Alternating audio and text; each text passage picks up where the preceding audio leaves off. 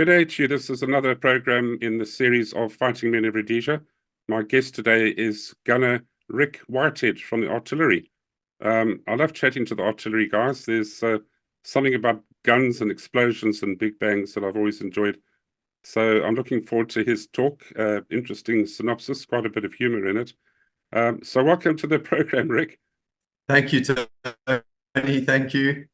Tell us a bit about your background, where you grew up, went to school, and how you ended up in the army. I grew up in Salisbury, went to junior school and senior school. I went to senior school at Peterhouse in Marandellas.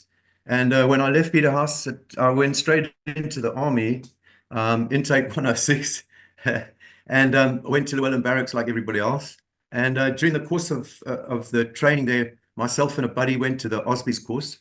So we tried to become officers. We got down to the last 12 of the selection, and then artillery arrived and told us we could go to Salisbury, and we were allowed to have our cars and go home at night, etc. So both him and I bombed the Osby's course and went to Salisbury, and that's how we ended up in artillery. Very interesting. So tell us about your basic training. Basic training was really I'd say in four parts. There was the gun drill side. We were taught to actually work and manhandle the guns, which are quite heavy. They're 25 pounders, like sort of old World War II numbers. I never got to the stage where they had imported guns from South Africa. They had G5s and so on, but that was after my time. So we did our gun drill training at Cranbourne Barracks. We stayed with RLI, and we were in 3 Commando. 10 of us in 106, 3 Commando. We had to do a signals course, which obviously involved the radios and good radio comms and specific artillery drill. And then the third thing was coordinates for targets, which were done on what they called an artillery board. And it was actually quite complex, but it was basically identifying and targets and sending the information through to the guns. And then those would be laid by the gunner, and yeah, then the firing would take place. The fourth thing, of course, was, as we always have, a bit of PT and assault course and road runs and so on and so forth. And that really was a summary of the training that we took. Did it involve infantry sort of tactics, how to skirmish and that type of thing? Well, we did a bush course with RLI.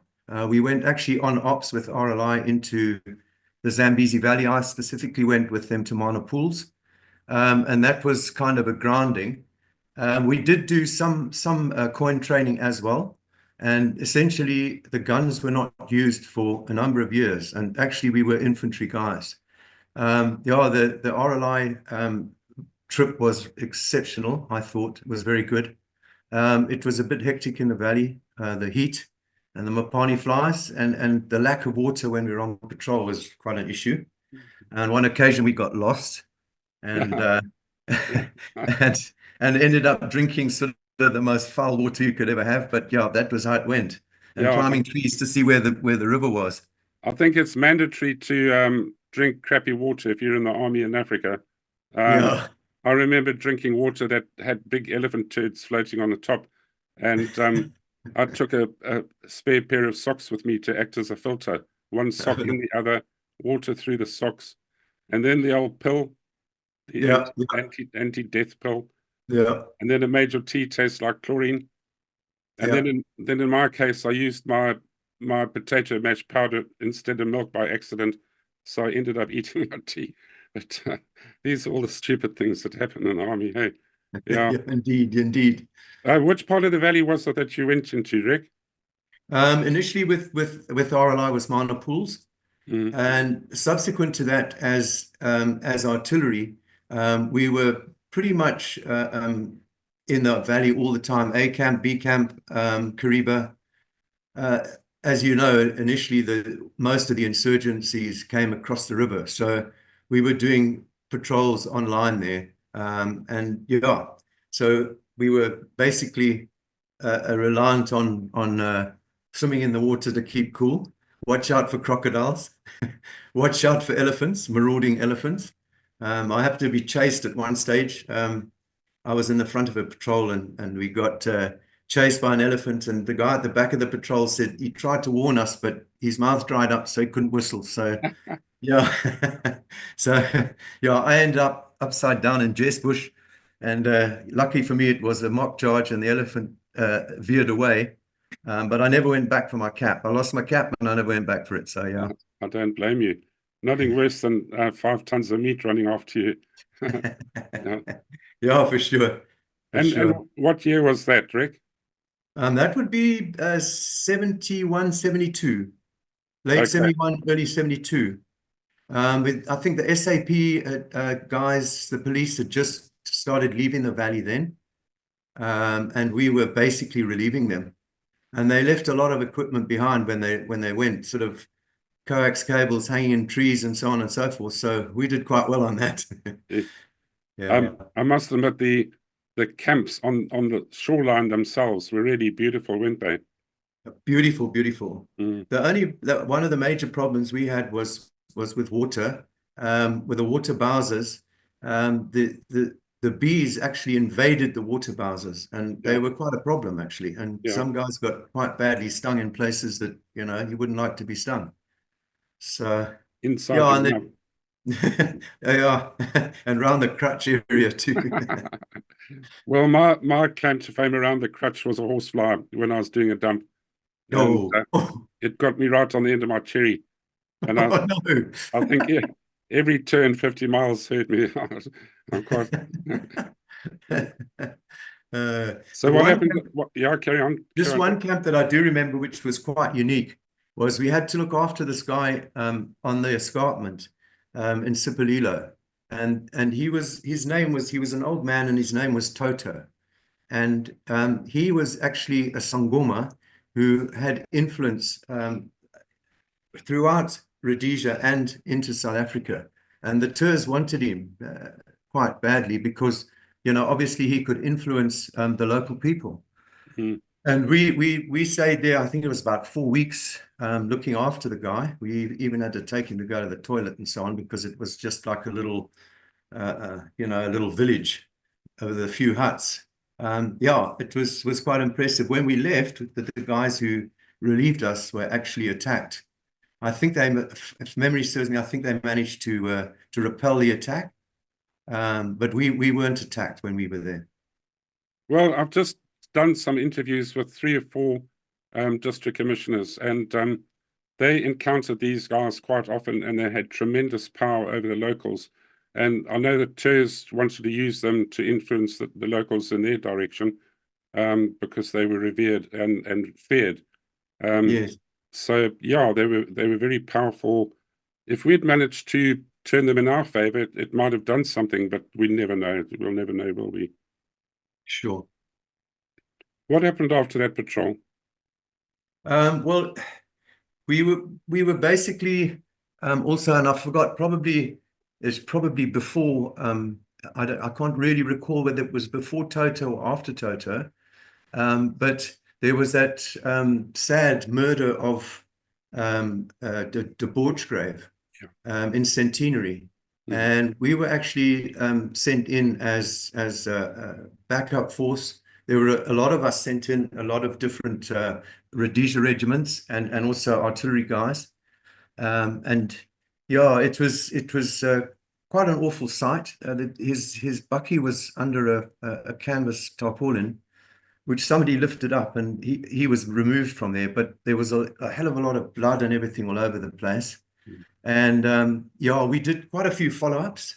We didn't come into contact with any Turs, but we had 2 very good Bushman trackers who were assigned to us, and we did a lot of patrols around the area. They said at some stages we were close, but us personally, our lot, we never had a contact. There was a very unfortunate incident with one of the Rhodesia regiments where they were ambushed, and they opened fire.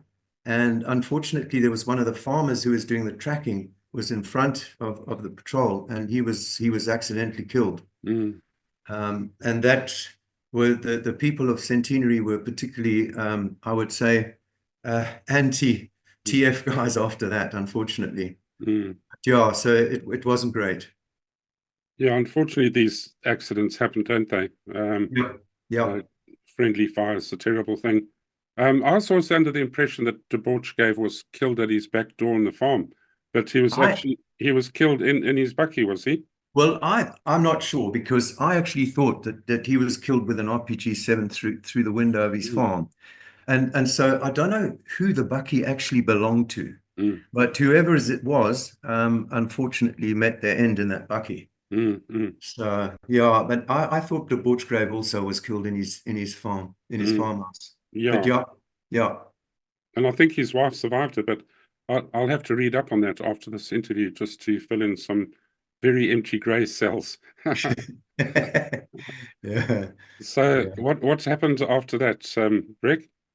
Well, we did a number of other patrols. One we did up in Anyanga, which is quite a terrible place to patrol Mm, because, as you well know, I mean, there's mountains and valleys, and the guys looking at the map say, "Oh, you just go 6Ks," but your 6Ks is like, 6Ks up and 6Ks down. So that was a tough one, and it was difficult actually to find out where you were. And we went to a stage where we weren't quite sure where we were, and we heard this explosion in the middle of the bush, and we thought, yeah, well, we better go check what's going on. So we went over this rise, and there in front of us, with their rifles in a sort of pile next to a tree, were a number of terrorists who were actually fishing with a grenade in quite a big deep pond, and we actually had them cold.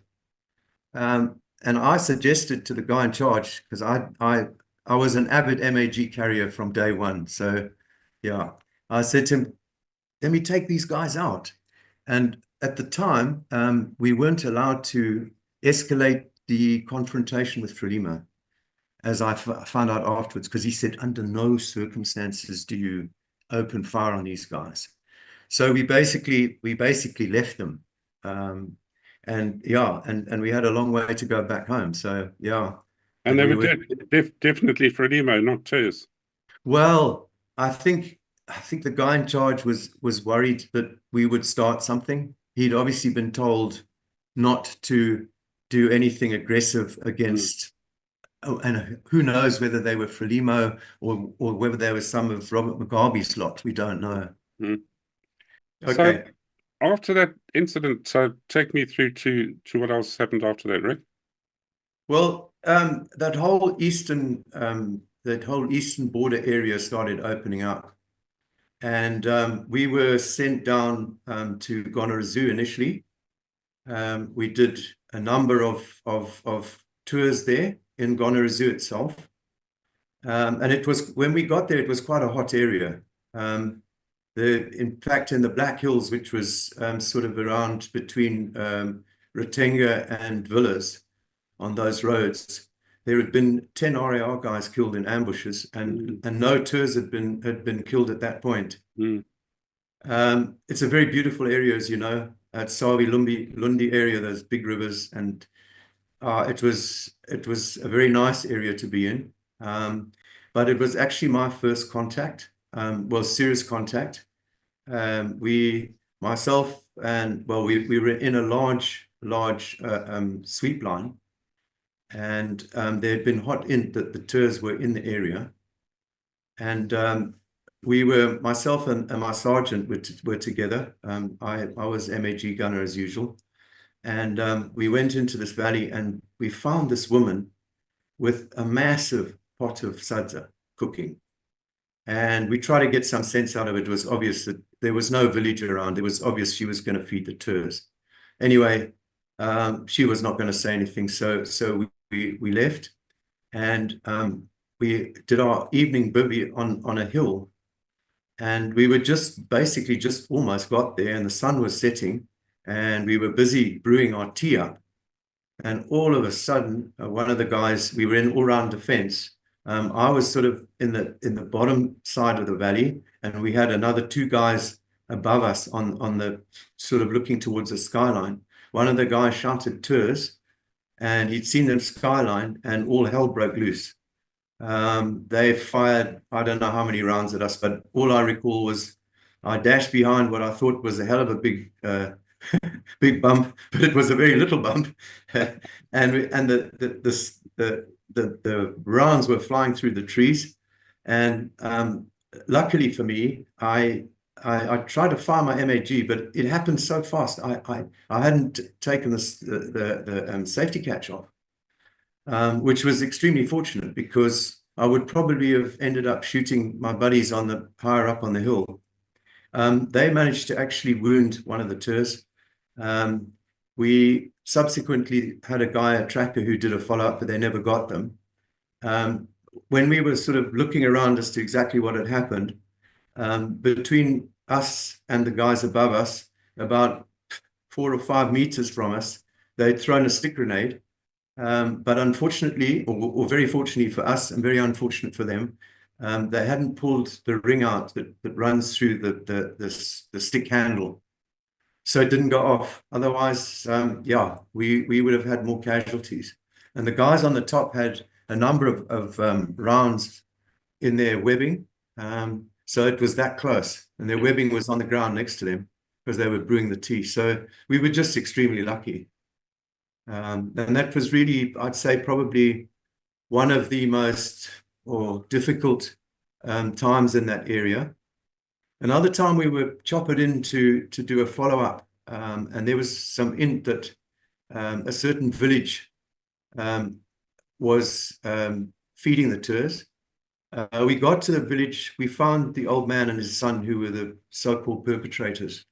And we spent some time there, and I was actually told that I must look after the guy, the old man, in his hut. And I sat with him in his hut, and he was sadly a very nice old man. And after some time there, I'd been talking to him and getting to know him, unfortunately for me. And after a certain amount of time, we were told, guys, you must burn the village down, which we did. And I felt really bad because, you know, the old man had all his stuff in his hut, and there I was with a lighter putting it into ashes. So yeah, that was just one of the nasty bits of it. Yeah, there's those aspects of war are not pleasant at all. You know, No. when you watch villages burn down. But Yeah, sometimes, if you know that they are fraternizing, it's, you know, we put them in a terrible position. They were caught between us and the tours. It must have been awful. absolutely, Mm. absolutely, yeah. But I'm glad to say, on the whole, the Rhodesians didn't just go around burning huts down willy-nilly. No, It was really, if somebody was, you know, frequently and genuinely interacting with the enemy, something like that might happen. But I think, you know, overall we were pretty honorable soldiers the way we fought. Well, those guys were subsequently arrested and taken away. So, you know, it was pretty definite that they were involved. And as you say, you know, it was sort of betwixt and between, and nothing one can do. Yeah. And that was still in the Garo area? Still in the Garo, yeah. I remember that place, the further away you got from Retenga, the flatter it got. It got as flat as a billiard table, and then till you hit the Mozambique plain, and it's just, you know, you had mapani trees just above your head. Yeah, and that was it. You couldn't climb up anything, you know, unless you stood on a guy's shoulders to try and find a reference point. You might have a Gomo 15 k's away, which you might get a bearing off, but it was not a nice place to navigate in at all. No. Yeah, subsequent to being in Garo itself, we were sent up to Villa Salazar, and actually as an artillery unit then. So we had 4 guns there, and that road through to Villa Salazar was renowned for having serious landmines. And on our way in, one of our trucks actually hit a mine. Thankfully, again, apart from bruises and stuff, and nobody was injured, luckily. Mm. And was that the days before the Pookie was developed? Did you eventually have clearances? We never had them. We never had them, Tony. And in fact, in that whole area, and we were pretty active around there. we had to go into ration run to Bowley Airport and all that on a regular basis. We never had a bookie. We used to send, we had our RLs were all padded up with sandbags. And we had a mounting for the MAG on it. So I used to do pretty much all those ration runs when I went to the guns, but that was subsequent. Initially, I was in the OP position in Villas. And that is, to me, having hit several landmines, if a guy's not strapped in, he's going to become mobile meat very quickly. Yes. Did you ever get strapped in at your machine gun position, or did you just No, I was actually standing up. It was a pole coming out of the. Thank goodness, I never hit a landmine personally. Yeah. And we were I was in a Unimog when we were relieved from Villas, and we went out to meet the RR battalion that was coming in, and amazingly enough, we went out, came back, and the first vehicle behind us hit the landmine right outside our camp. So they must have somehow got information that there was new guys coming in, maybe, because they put the mine right outside the camp. Amazing. That happened to me at Vic Falls. Let me count it. 1 vehicle, 2 vehicles, mine, the 3rd vehicle turning around to go back, hit a mine. So it's Murphy's Law, you never know which vehicle is going to hit. And I've discussed this with very knowledgeable people that they never, as far as I know, they never had ratchet mines, which would several vehicles could go over. So you're just off by a foot and you miss it, then the next guy gets it, wang. Yeah. It's fun anyway. Depends how you want your fun. It amazes me. The one mine I hit was east of Vic Falls, 45 k's, right into the bush. And within 24 hours, that vehicle had been picked up by the recovery team. I don't even remember telling anybody to organize it. The next day it was gone, and it was probably sent back to Bulawayo, where they just whipped off the left front wheel or whatever, the housing, patched up the armor plating, and stuck another. It's incredible. I think the backup services were amazing in the army. They were absolutely incredible. But in that case, going down to Villa Salazar, I would have driven about 20 meters off that road. I would have done a lot of bundu bashing. But the RLs were so heavy you would go down in the sand very quickly there, wouldn't you? Yeah, right. No, definitely. I'm taking up your time and telling you my story. Sorry. Carry on. What happened at Villa Salazar there? It's a very interesting place. It was a very hot place, temperature-wise and contact-wise. The first day we got there we actually went, the OP was based in the police camp. And the first day we got there, one of the guys, we had very good solid bunkers all around the police camp. And one of the guys, there was a nice armchair outside his bunker. And when he got there, he went and sat to do a bit of sun tanning. And immediately somebody opened up on him from the bush. And luckily for him, he managed to dive into his bunker and he wasn't injured. Good Lord. But we had numerous firefights there. Some were more vicious than others. But what we did was there was 2 water towers there. And we got the engineers to put stays or reinforcing equipment into the tanks, so we could sit up there and we could look into Malvernia, which was literally a few meters across the border from the no man's land. And yeah, we put an MAG up there on fixed lines, which is unusual. I don't think many people ever had MAGs on fixed lines.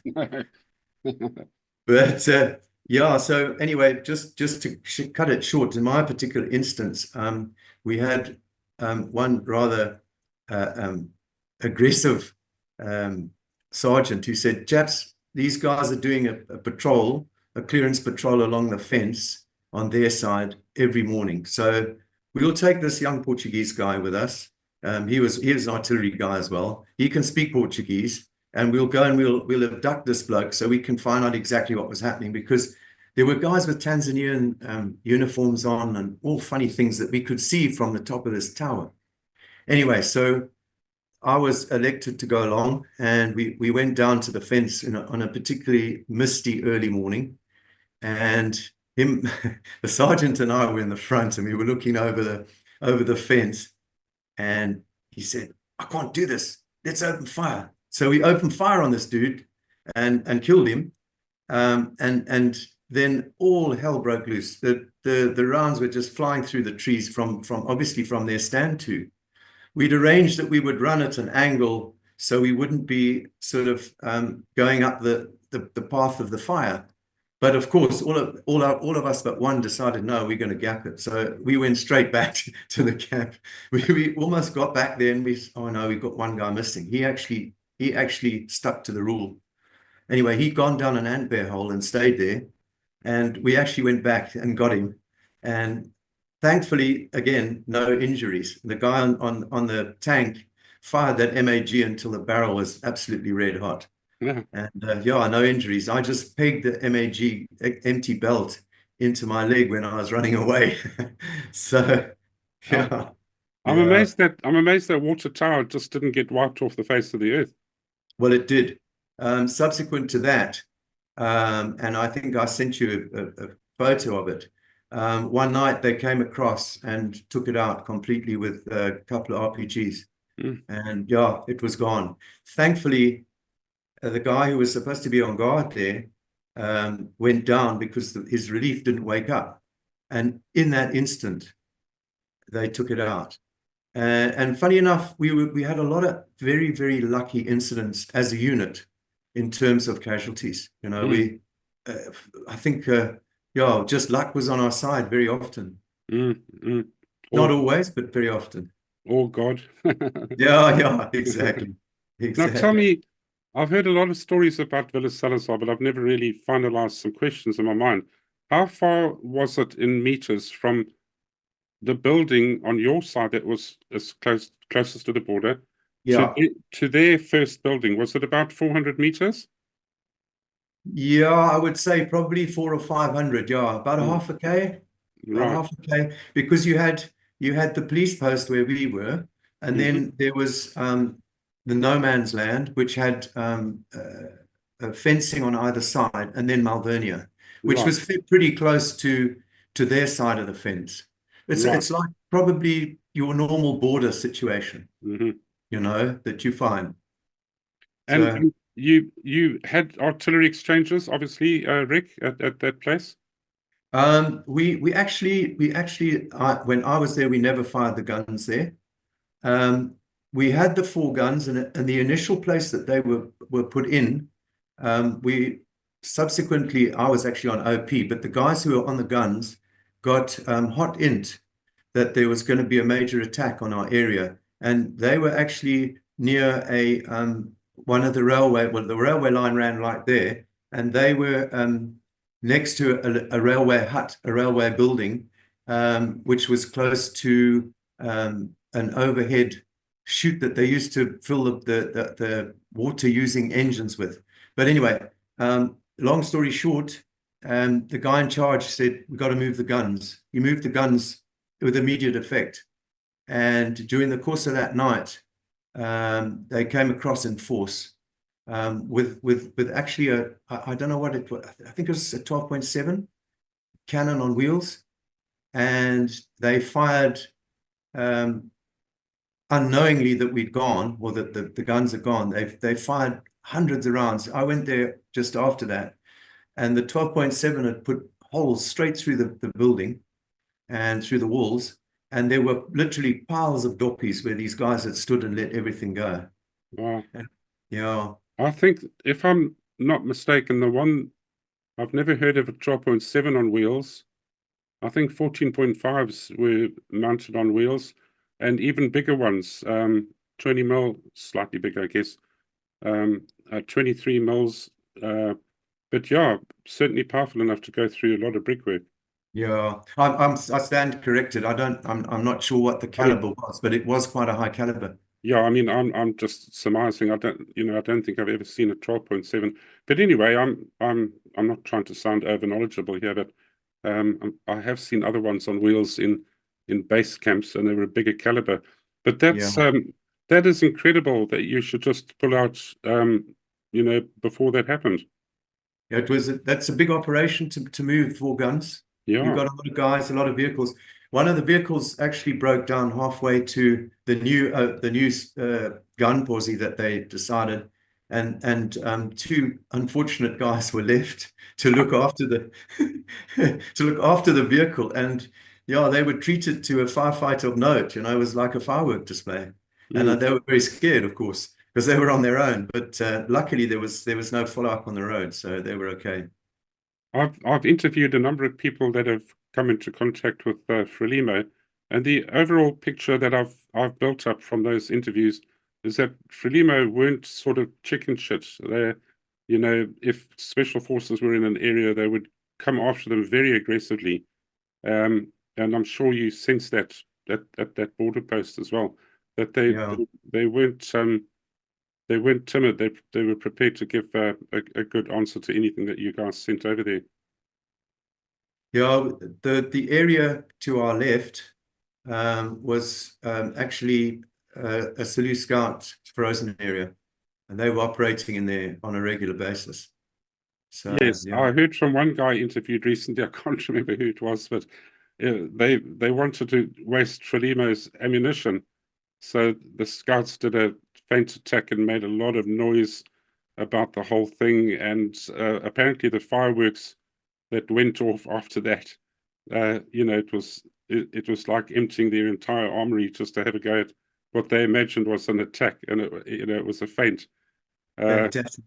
and then there were other stories of the mail being intercepted from Frelimo back to their girlfriends, and the guys at the Rhodesian side could understand Portuguese, some of them, and they would read them out, and they would twist the stories that Foch Mal's humping Nini now, and all this sort of stuff, and the place would explode into fireworks because it's Good. so funny. I love this about the Rhodesian people. Well, I mean, it happens in all armies that you got your sense of humor, but it was a mischievous thing in a way, wasn't it? Yeah, well, I mean, like I guess as you say, every army. I mean, the buddy system and the humor Yeah. is something else. And as you probably know, I think I told you, but there's 12 of us here from artillery here in Cape Town, and we have an annual get together, sometimes with the RLI and SS, but normally just with us. And yeah, the camaraderie's there for, I don't know, what is it now, 50 years or something. Yeah. So yeah, It'll never go away. In fact, I think it creates the strongest bond between two men that or a group of men that could arise under any other circumstances. I think when you're in danger together and you're helping each other and you cry with each other and pat each other's backs or whatever you do, it's something that's imprinted into your brain forever. yeah, for Mm, sure, for yeah. sure. And were you subjected to any of the 122 stolen organs or whatever they had on the other side there, the big ones? Tony, we weren't at that time, but having said that, from there, we actually ended up. We were originally, I think, 4 batteries went out to various places, and our battery ended up with very, very few guys. We only had 12 guys manning 4 guns in the end. We had 12 guys with 8 MAGs. I mean, that was ludicrous. And I think the other batteries were in a similar situation. So they pulled us out and amalgamated us, and we went actually to a place in up in the Vumba called Impala Arms. Oh, yeah. And we were initially in there, and actually now you mention it, we got a couple of 122 rockets were fired at us initially. We never had them afterwards, but in our initial sort of entry there, we saw the 122s. They were a long way off, but they make a hell of a bang. So yeah, Can yeah. you remind me where Impala Arms is? As you're going up the hill towards the uh, Towards Leopard Rock. Leopard Rock, yes. Yeah. It's a little It's hotel on the left-hand side, somewhere up there. correct. And it's actually sort of the beginning of the sort of the hotels in that area. It's the first Yeah, one actually. that's right. And we were put there in a gun position to look over Villa Dominica, Oh, yeah. yeah, which is on just the other side of Antali. And in fact, we did a number of fire missions in support of SAS and scouts who went in there to clean out I think it was the RLI, to clean out the bases there. And so we did fire mission batteries from there. Talk us through a fire mission. I mean, it sounds, I love that word fire mission. Sounds very Vietnam, doesn't it? Talk us through a mission. Okay, you've got a sighting or a request coming in from friendly forces. What happens then? It goes into the van where the guy calculates all the stuff. Talk us through it a little bit. Yeah, well, what they'll do is you'll be called fire mission battery, and then the gunners will get on the guns. That's their job. Get on the guns. Usually there's 5 guys on the gun. There's 2 ammo numbers who stand on the left-hand side of the gun. There's a layer who's on a seat on the gun, and he actually has a dial sight, which he gets given certain angles, degrees that he's got to put on the dial sight, sort of length and height. And then you've got a third ammo number who's a rammer. He rams the projectile into the barrel. He's on the right-hand side. And then you have the number 1, who's the guy who takes down the target details. And then he shouts them to the number 3, who's on the seat. And then they make sure that that they've got the right coordinates into the gun. So that's how it starts. And then they'll say charge 1, 2, 3 or super. And in the actual cartridge case, you see it's quite a big brass cartridge case. They've got a whole lot of bags of explosive cordite. And then, so depending on the range of the gun, they put in a certain number of those bags. And that's the ammo numbers job. In the meantime, the guys who have been given the target will look in the maps and coordinate all the angles. And you will have an OP or OPs that go in with the troops that are going to do the assault. And then they range a gun, and he'll call the shot and say, go left 200, up 200, whatever the case is. And that's how they sort of, I'd say, make it definite that they're going to hit the right place. Because obviously you've got friendly forces there and everything, you know. So, and that's basically the procedure. If a target is here, yeah, but your barrel is pointing there, yeah, you obviously actually physically rotate the gun like that. Yes. Well, and that's done on a circular platform under the correct. Yeah, correct. And there's a handspike in the back of the gun. And so you get a couple of guys who can push the wheels around on that platform, right, basically. So, and then if the target is there, you might have put a marking peg there, which you aimed at. Then the readings will be 10 degrees off that marker. Is that how it works? Something like that? Well, basically, you would be given a degree or an angle from your guys in the command post, and then the layer would set that on the dial sight, and then you'd move the gun according to that until it lined up with the aiming post. Okay, so you always that angle has to come off an initial reference point. Yes, which is a marker somewhere, isn't it? A red and white marker, or it was like that in mortars. But what was your original aiming point that you took the degrees off? What was it that you were aiming? It was the aiming post. It was a black and white post. Yeah. Okay, excellent. Yeah, and how did you feel when you did your first fire mission? I mean, it's exciting, isn't it? This is real. You're no longer throwing the baby out with the bathwater. This is the real McCoy. How did you feel during that and after? My first one was actually not at Inyanga Vumba. I don't know, you probably recall there used to be a thing called a roving fire force. Mm-hmm.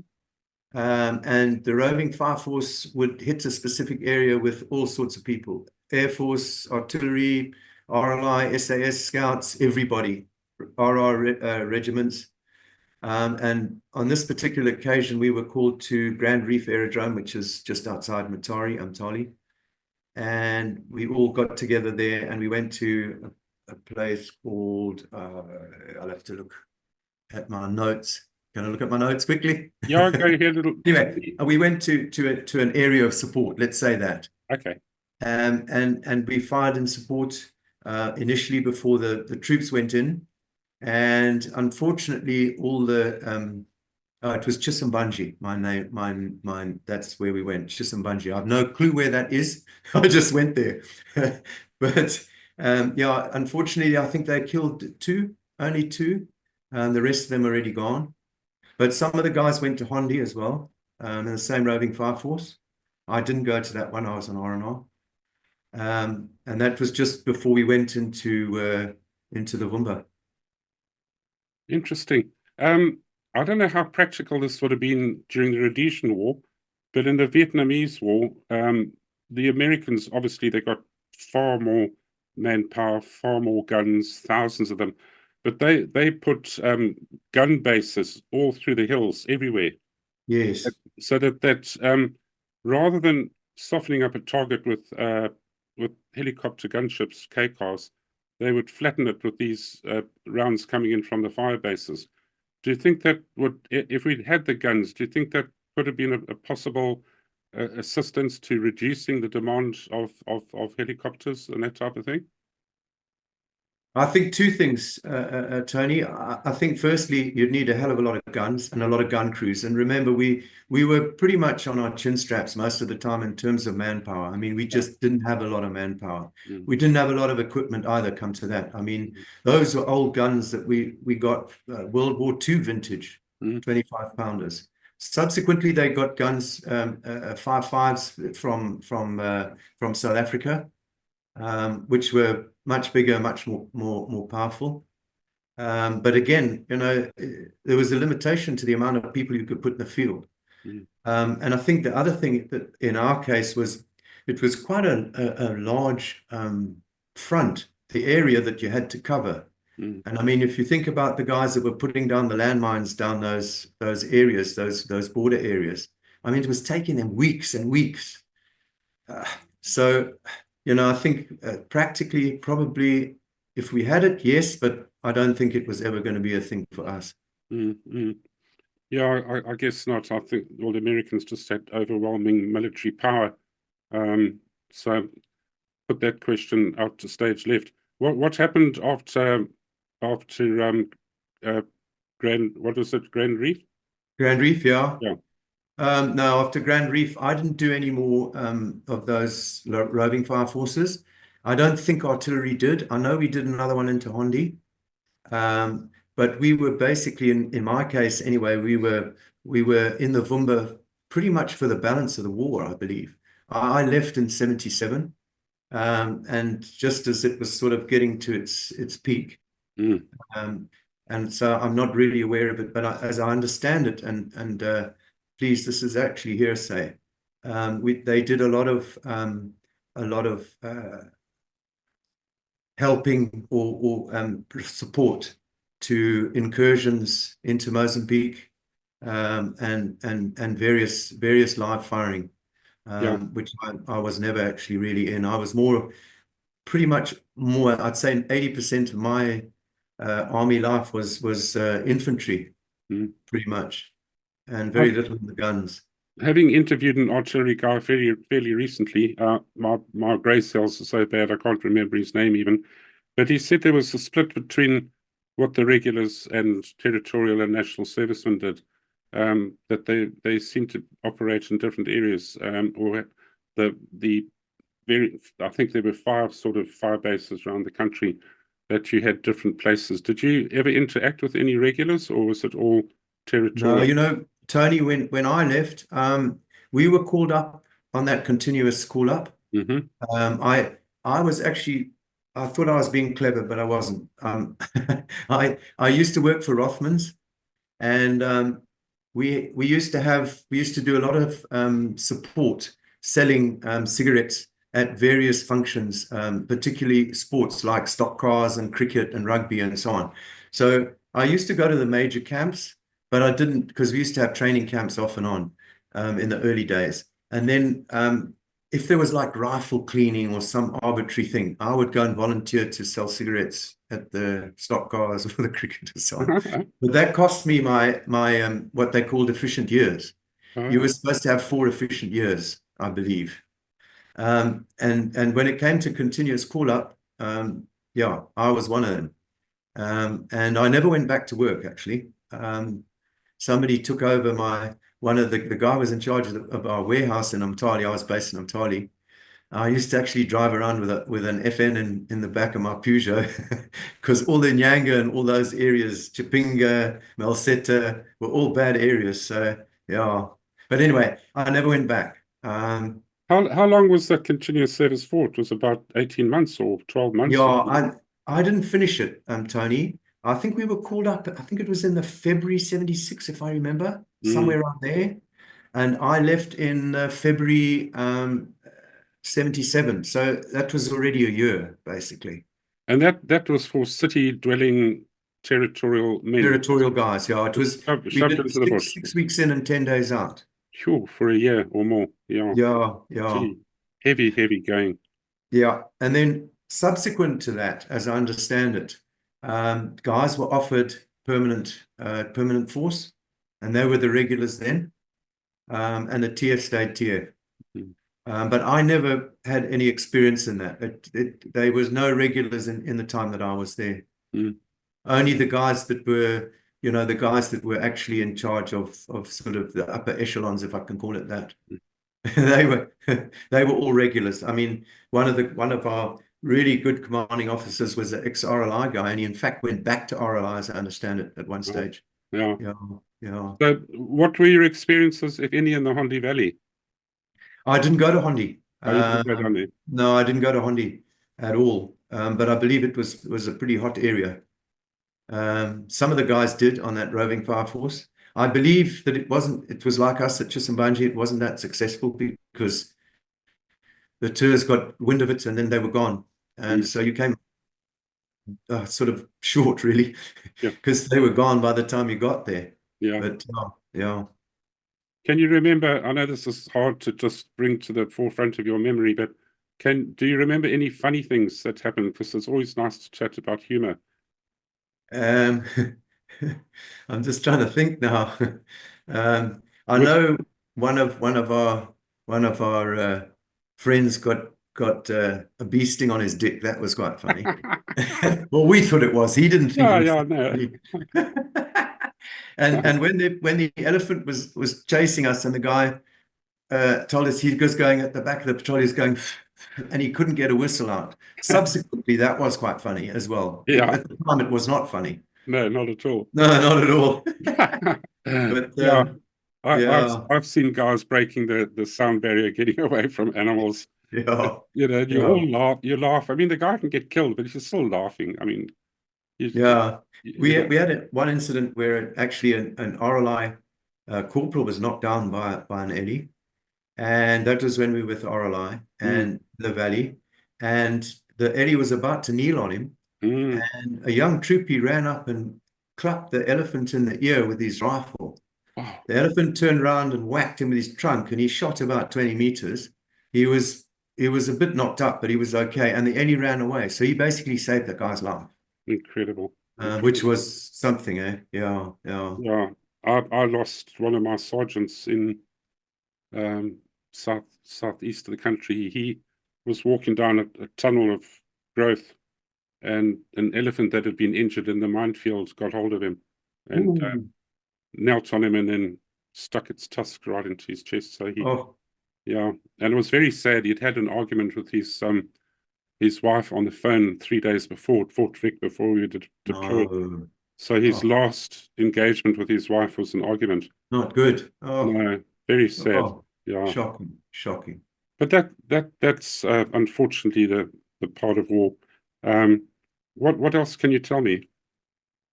Well, yeah, I think I think I was in a way I was very fortunate because we had quite a lot of action in the valley and in various areas, Garo Zoo, up in the Vumba, and the number of casualties was very limited. I think at the time that I left, we'd lost maybe more people in vehicle accidents than actually killed. We had a couple killed. Mm, Um, and yeah, I think I was in a way I was very lucky. mm, So I had some hardship. I had one or two people that I knew quite well that weren't that lucky. They mm. weren't in artillery. Um, yeah, I think it was an experience that one never forgets. I don't really dwell on it. I don't go No. back on it. I Mm, don't think any of us do.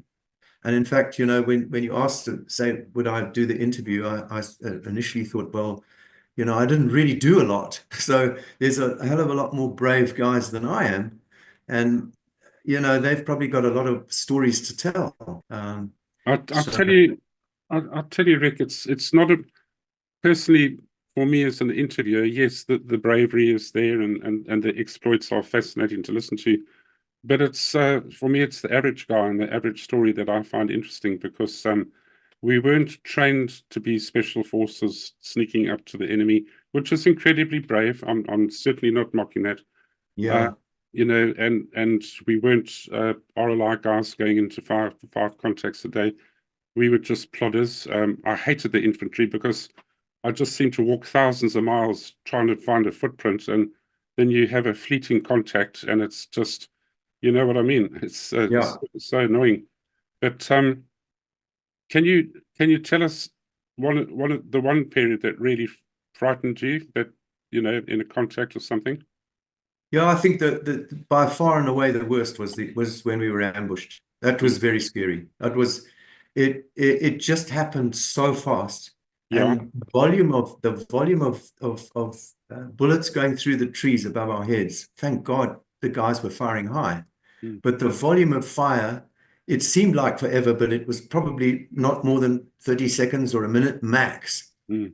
But that for me was the most scary because it happened so fast, and I thought, "Ah, I'm really behind a good bit of cover, and there was actually it was nothing, you Yeah. know. And Oh, on afterwards, I thought, you know, you get your adrenaline goes, and you think, holy crap, I could have, you know, I yeah. could have been killed so easily. Yeah. And in fact, one of the guys who was in one of the sticks close to us, he actually lost it completely. Mm. He just screamed and we never saw him again. He must have either he left the country or he was taken into stores or something, but we Mm. never saw him again in combat. And that was my most scary moment for sure.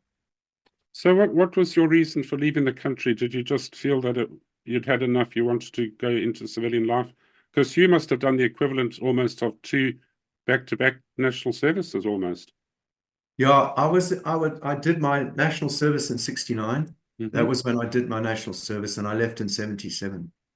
Right. So and yeah, I think I hate to say this, but I started to think that we're not going to win this war because there were so many guys going away. There were guys emigrating. There were guys going to university, and our little unit was getting smaller and smaller. And I think, okay, they had intakes going in all the time, and they offered, as you said, they offered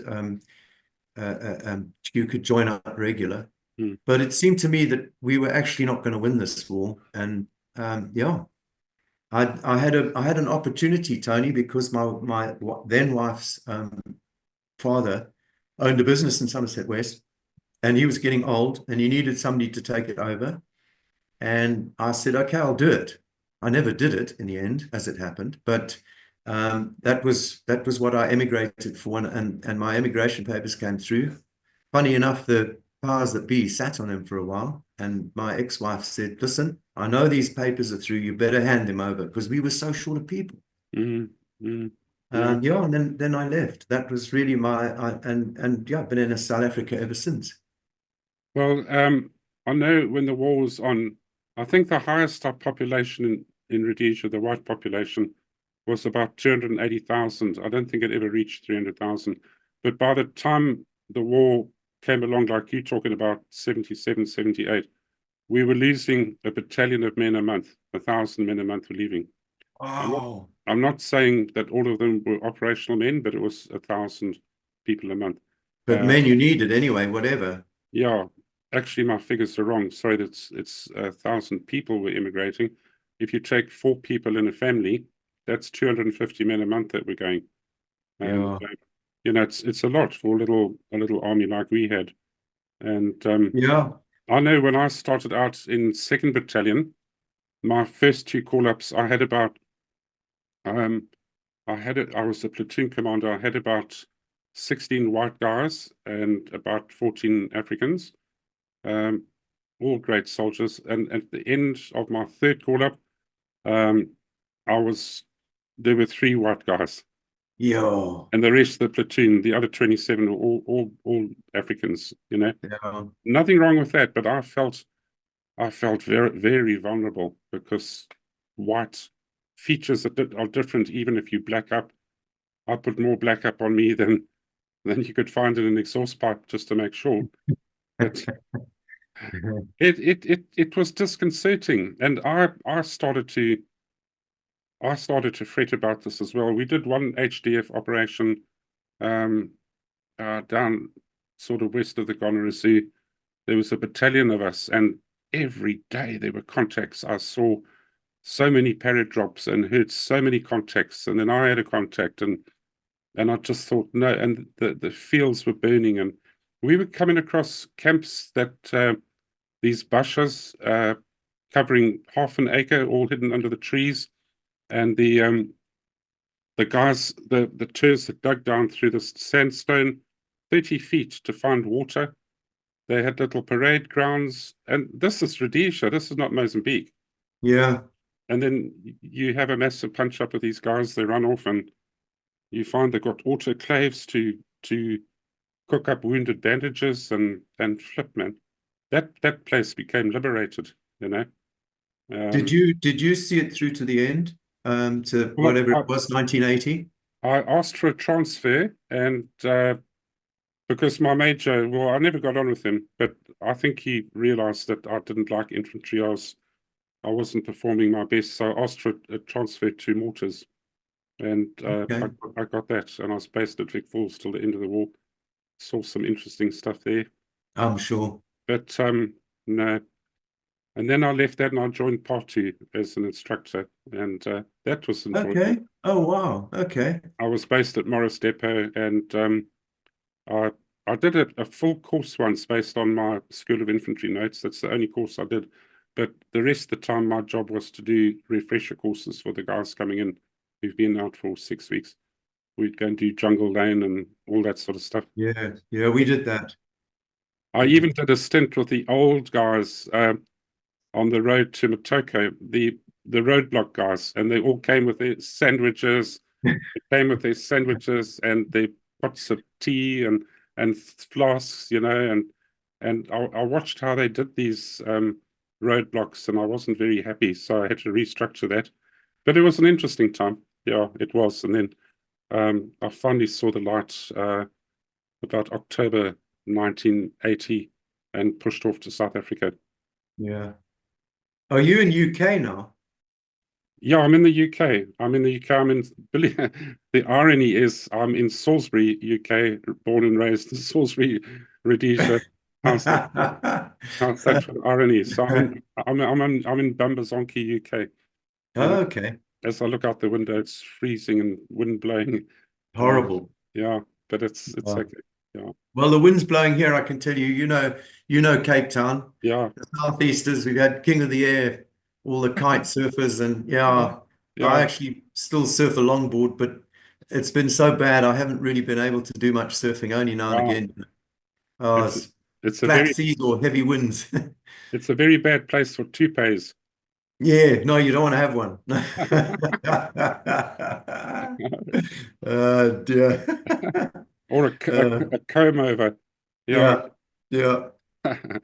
In fact, as I was going bald, I had a comb over, and I used to dread going into places where there was wind, a little bit like Donald Trump, you know. Yes, You, yes. you can see he's stuck his hair down with glue. But Yeah.